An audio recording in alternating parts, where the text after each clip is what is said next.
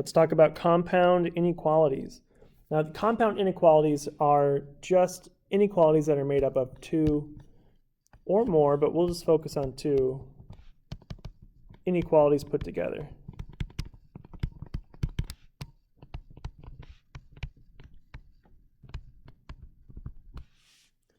So it's two or more inequalities put together. I'll rewrite that, a little messy.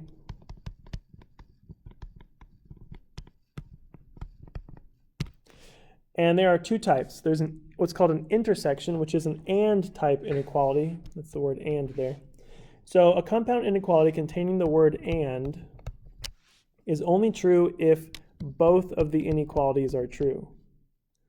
And so the intersection can be found by graphing each inequality and determining where the graphs overlap. So basically, for a number to be a solution of an and or an intersection inequality, it has to make both of the inequalities true. Now a union or an or inequality, so a compound inequality containing or is true if either of the inequalities are true. And the union can be found by just graphing each inequality.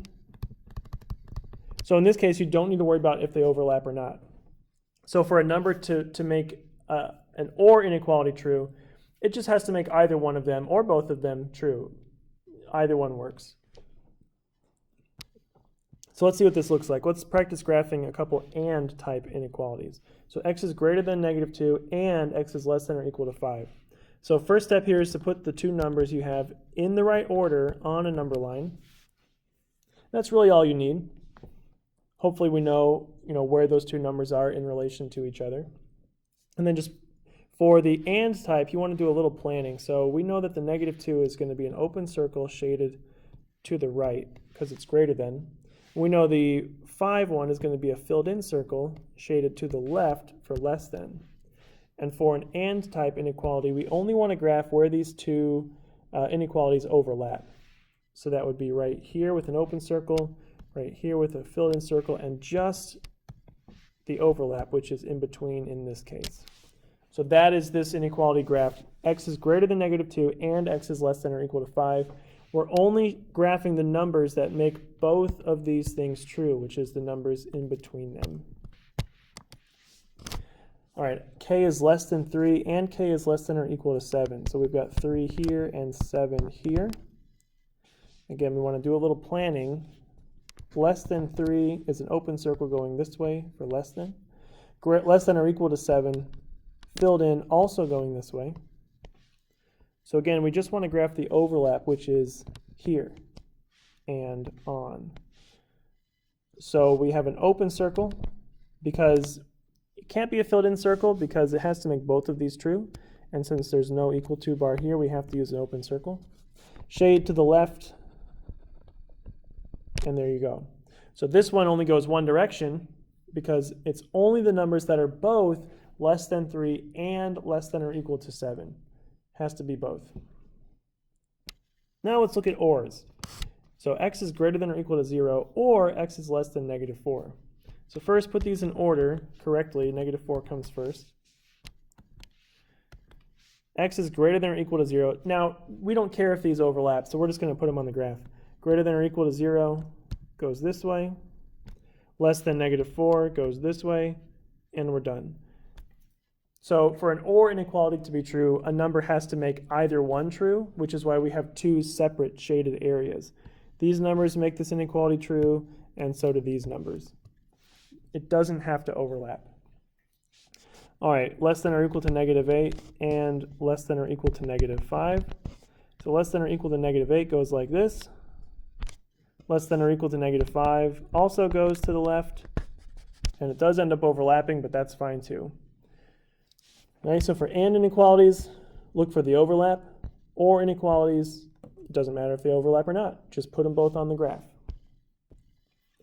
You may also have to solve first. So just solve them separately and then graph them. So for this first one here, we'll add 3 to both sides. So y is greater than or equal to -8.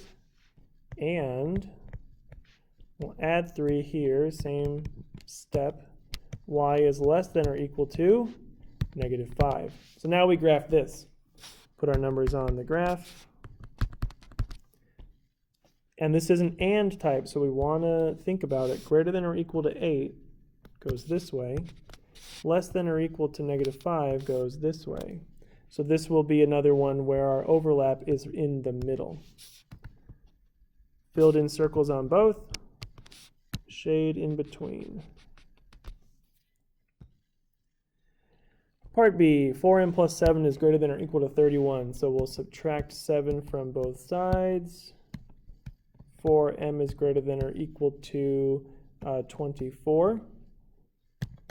Divide by 4.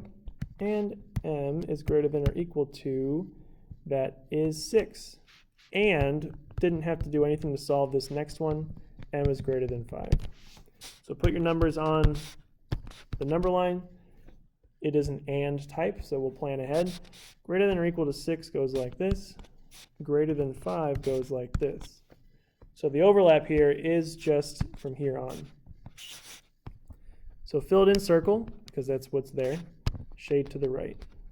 And there's the overlap for this compound inequality. Example C, we have an OR type. That'll make graphing easier. So we'll solve by adding 5 first. Negative 9k is greater than 18. Divide by negative 9. And k is less than, don't forget to flip your symbol when you divide by negative, -2. Or, now we have to solve this one. Plus 1 to both sides. 2k is greater than or equal to 4. Divide by 2. And k is greater than or equal to 2. So k is less than -2 or greater than or equal to 2. Let's put these numbers on the graph.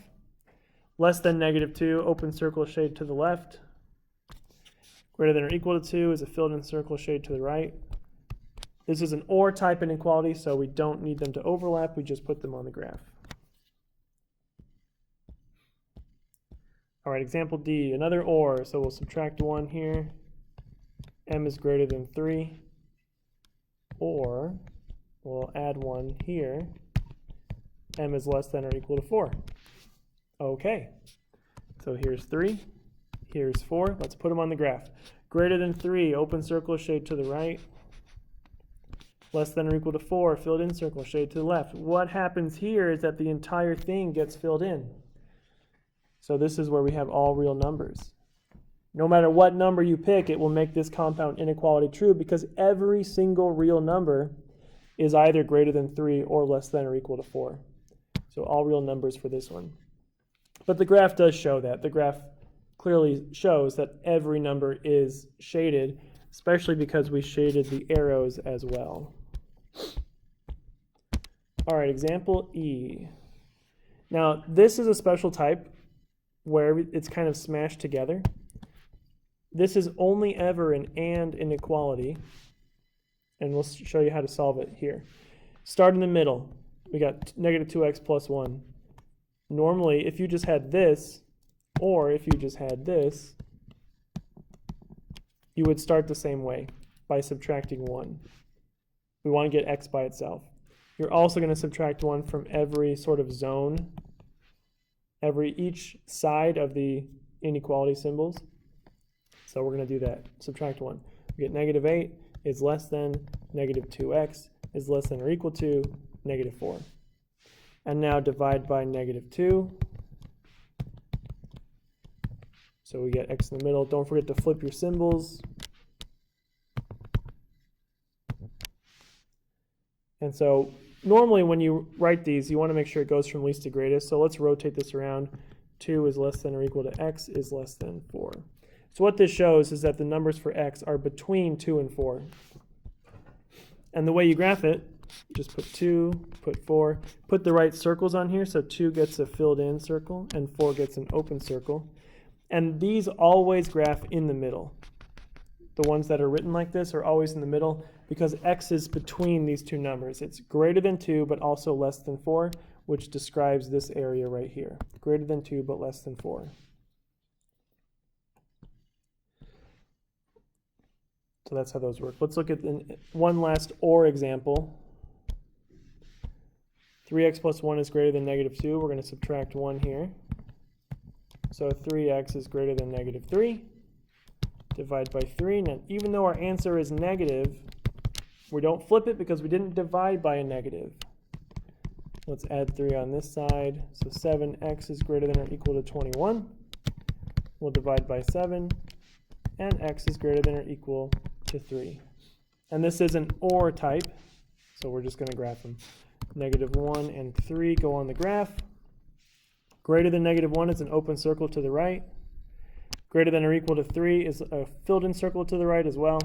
And so there you have the graph of this compound OR inequality.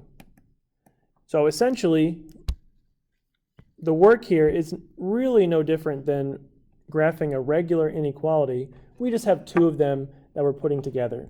And so the important thing to remember is when you have an AND type inequality, you only shade or only graph the overlap. And for an OR type, you just put them both on the graph. Doesn't matter if they overlap or not, just put them both on there. And then whatever you get is the solution set.